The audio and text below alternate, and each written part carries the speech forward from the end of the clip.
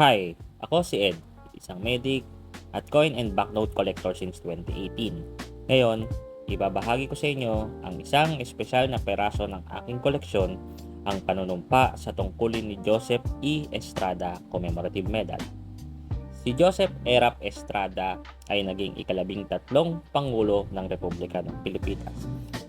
Matapos ang kanyang panunumpa noong 1998, ang medal na ito ay ginawang paggunita sa mahalagang sandaling iyon. Isang simbolo ng mandato ng taong bayan at simula ng kanyang panunungkulan na kalaunan ay humantong sa EDSA 2 na nagpatalsik sa kanya sa pwesto noong 2001. Isang mahalagang bahagi ng demokratikong kasaysayan ng bansa. Ang medal na ito ay gawa sa nickel brass, may bigat na 9.45 grams at labat na 26 mm. Sa harap nito, inilalarawan ang panunumpa ni Pangulong Estrada sa loob ng simbahan ng Baraswain sa Malolos, Bulacan. Alas 12 ng tanghali noong June 30, 1998 sa harap ni Chief Justice Andres Narvaza.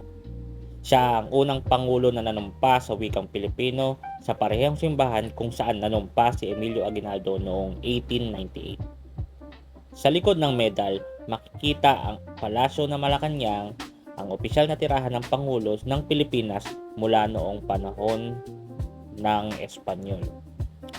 Ang 78 bituin sa gilid ng medal na kumakatawan sa 78 lalawigan ng Pilipinas.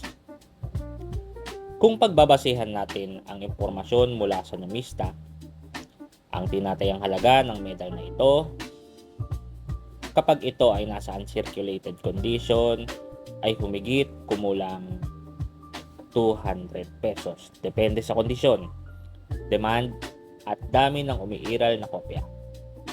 Habang tumatagal, may posibilidad pang tumaas ang halaga nito lalo na kung maayos ang pagkakapreserba. Para sa akin, ang medal na ito ay hindi isang pangkolekta lamang, kundi isang paalala ng mahalagang yugto ng ating kasaysayan.